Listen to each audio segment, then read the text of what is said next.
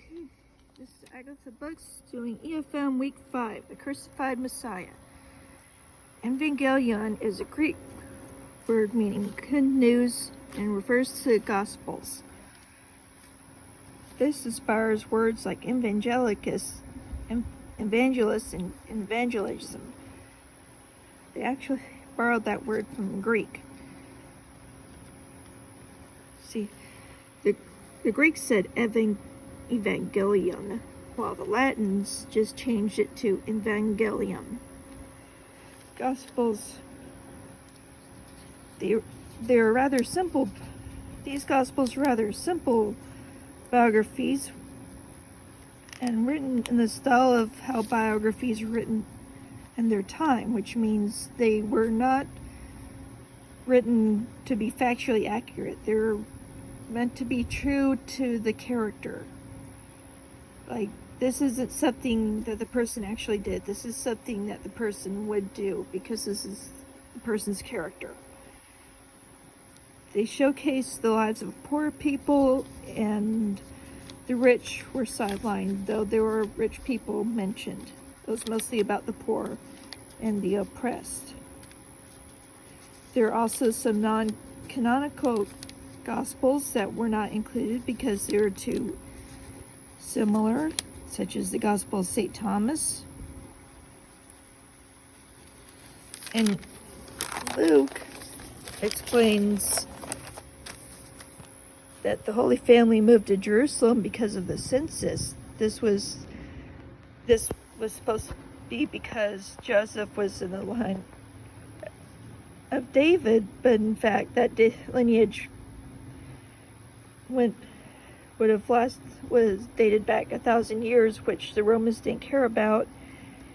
And both Matthew and Luke give lineages through the line of Joseph, they ignore the fact that Jesus isn't supposed to be the son of Joseph. They also have conflicting family histories. Matthew's includes women who have been in very overt sexual stories, in addition to non-Jews. This was supposed to be an inclusive statement, meaning that the salvation of Jesus was not just for proper Jews, but everyone, and it wasn't just about law-abiding Jews, it was for all people. Luke dates the story of Jesus back through Adam.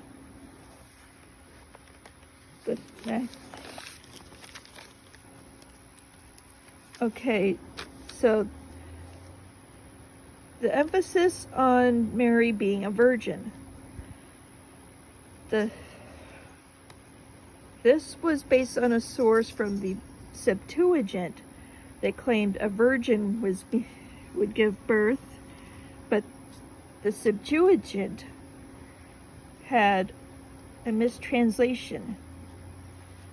See, this was the Greek translation of the Hebrew scriptures, and there was a mistranslation Septuagint that changed, "Behold, a young woman shall give birth," to a virgin, or Parthenos. The Greek Septuagint said Parthenos, which changed young woman to virgin. So it wasn't Matthew or Luke's fault. It was a mistranslation in the Septuagint.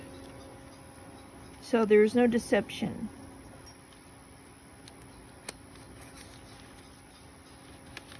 All the Gospels skip from birth to John the Baptist, although John doesn't even have the birth.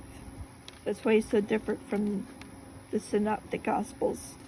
Matthew, Mark, and Luke have the birth story, and they're called the Synoptic Gospels, while John is separate. Synopsis means see together in Greek. And when Jesus teaches, he uses irony, ambiguity, and some humor. I mean, you're willing to nitpick on the minute details while you swallow a whole camel. He ridiculed those who were well-to-do, the rich,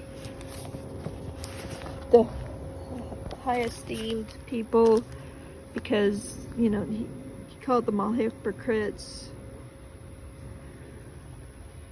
And this may have led to his crucifixion.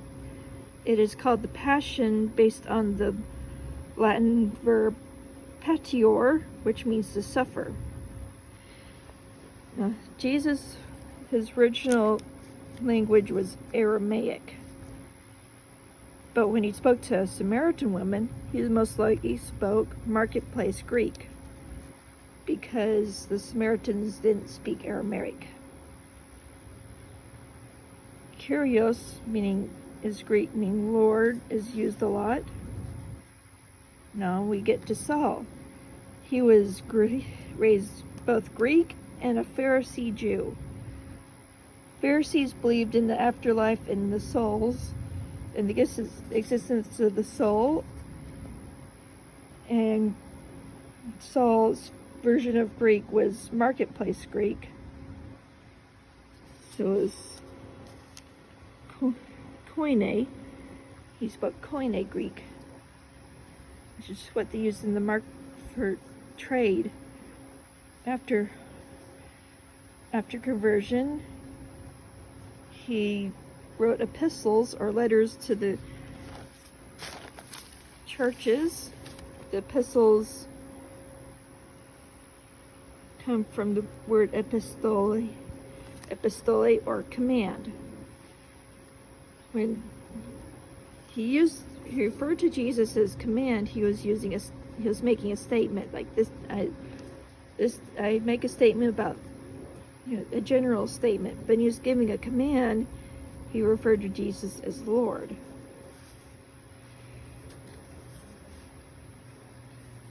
Paul's use of the word Christ changed it from a political word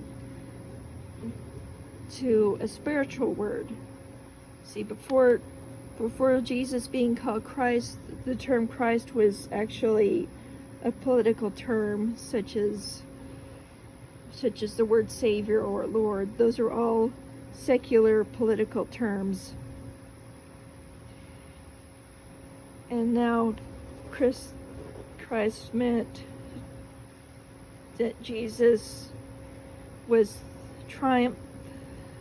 he had triumphed on the cross. And lastly, the word Christian is based on the influence of both Latin and Greek languages, which had a heavy impact on the development of the early church. Hebrew and Aramaic were lost. They became more a part of the Greco-Roman world in order to fit in, so the Greco-Roman world influenced them.